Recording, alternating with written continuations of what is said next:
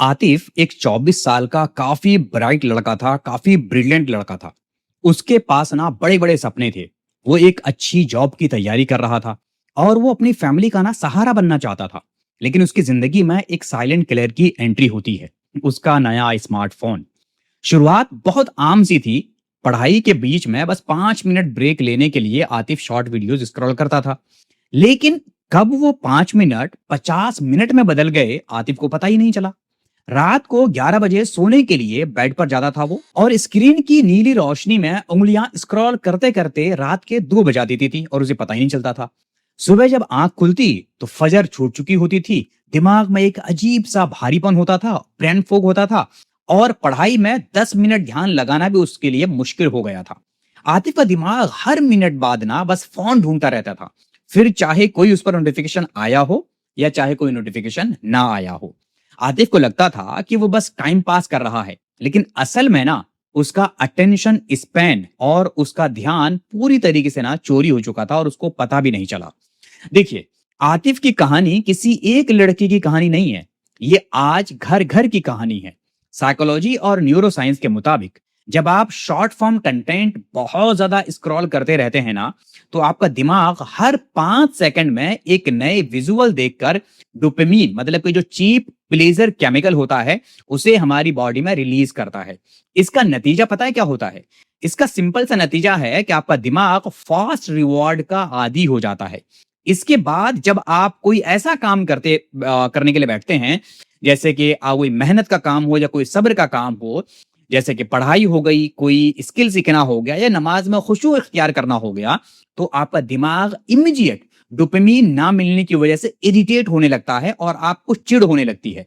आप 5 मिनट एक किताब नहीं पढ़ पाते, क्योंकि आपके दिमाग को हर 10 सेकंड में स्वाइप करने की एक आदत लग चुकी है।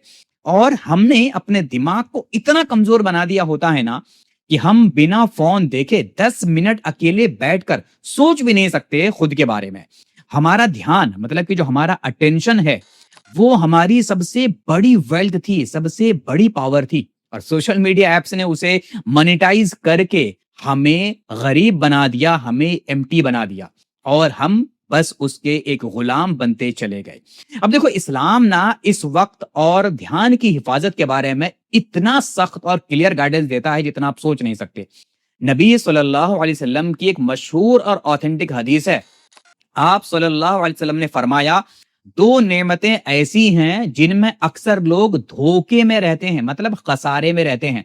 पहली है सेहत, मतलब कि हेल्थ, और फरागत, मतलब कि फ्री टाइम। अब देखो, ये बहुत ही गौर करने वाली बात है। आप इस हदीस शरीफ के अल्फाज पर गौर कीजिए। फरागत यानी कि खाली वक्त को एक बहुत बड़ी नेमत कहा गया है, और हम इस नेमत को बिना किसी मकसद के 3-3 घंटे रील्स स्क्रॉल करके जाया कर देते हैं, वेस्ट कर देते हैं। कुरान शरीफ में सूरह अल मोमिनून में अल्लाह ताला कामयाब मोमिनों की ना पहचान बताते हुए फरमाता है, यकीनन वो ईमान वाले कामयाब हो गए जो अपनी नमाज में खुशू इख्तियार करते हैं, और जो फिजूल, मतलब कि जो यूजलेस है, मीनिंगलेस चीजें हैं, उन बातों से मुंह मोड़ते हैं। अब ये फोन और इसका एंडलेस स्क्रॉलिंग आज के दौर की सबसे बड़ी फिजूलियत में से एक है, जो आपके ईमान, आपकी मेंटल हेल्थ और आपके करियर, तीनों को एक साथ खत्म कर रही है। अब एक चीज समझना बहुत जरूरी है। इस डिजिटल ट्रैप से बाहर निकलना अगर आप चाहते हैं, तो आपको कुछ बातों को बहुत ही स्ट्रिक्टली फॉलो करना पड़ेगा। अगर आप फॉलो करेंगे तो इस डिजिटल ट्रैप से खुद को आजाद कर सकते हैं, और ये कोई बहुत मुश्किल चीजें बिल्कुल भी नहीं है। बस हमें थोड़ा सा ध्यान देने की जरूरत है। तो 3 सिंपल रूल्स आज आप अपना लीजिए, और मुझे उम्मीद है कि इस डिजिटल ट्रैप से आप खुद को आजाद कर पाएंगे। सबसे पहली चीज है नो फोन जोन, मतलब रात को सोने से 1 घंटा पहले और सुबह उठने की 1 घंटा बाद फोन को बिल्कुल हाथ नहीं लगाना है। ये देखिए, ये आपको कोई अलग से कहने नहीं आएगा, ये आपको कोई कराने नहीं आएगा, ये हमें खुद करना पड़ेगा।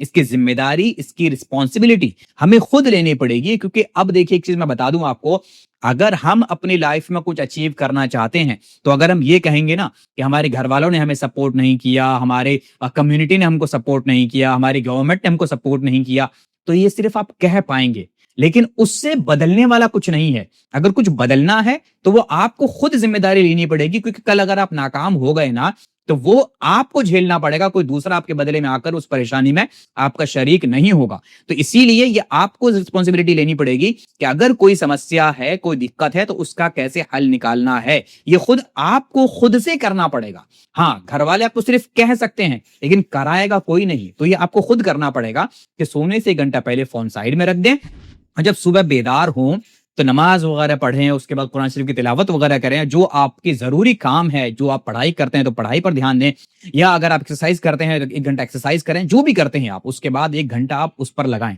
और उसके बाद ही मोबाइल पर आप अपना हाथ लगाएं। और दूसरी चीज है turn off non essential notification. अब देखिए, अपने फोन के ना बहुत सारे ऐसे नोटिफिकेशंस होती हैं जिसकी हमें कोई जरूरत नहीं होती है, बस थोड़ी थोड़ी देर में मोबाइल ना टिंग टिंग करता रहता है। तो आपको करना क्या है ना, अपने फोन के सारे अननेसेसरी ऐप नोटिफिकेशंस को ऑफ कर देना है।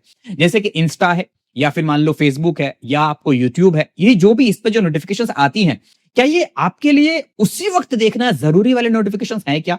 नहीं है। मान लो इंस्टा पे किसी ने कोई मैसेज किया, या इंस्टा पर किसी ने कुछ शेयर वगैरह किया, और उसका नोटिफिकेशन आपके पास आया, तो अगर वो आप उस वक्त ना देखकर बाद में देखोगे तो उससे कोई नुकसान होगा क्या? नहीं होगा। लेकिन अगर आपने नोटिफिकेशन ऑफ नहीं किया है और वो टिंग करके जो बजेगा ना, तो आपके माइंड में उसकी एक अलर्टनेस पहुंच जाएगी, और आप जब तक उसको चेक नहीं करोगे ना, आपके अंदर चलता रहेगा, पता नहीं क्या आया है, पता नहीं क्या आया है, मोबाइल पर क्या आया है, अच्छा देख लेता हूं एक बार, बस 1 मिनट के लिए देख लेता हूं।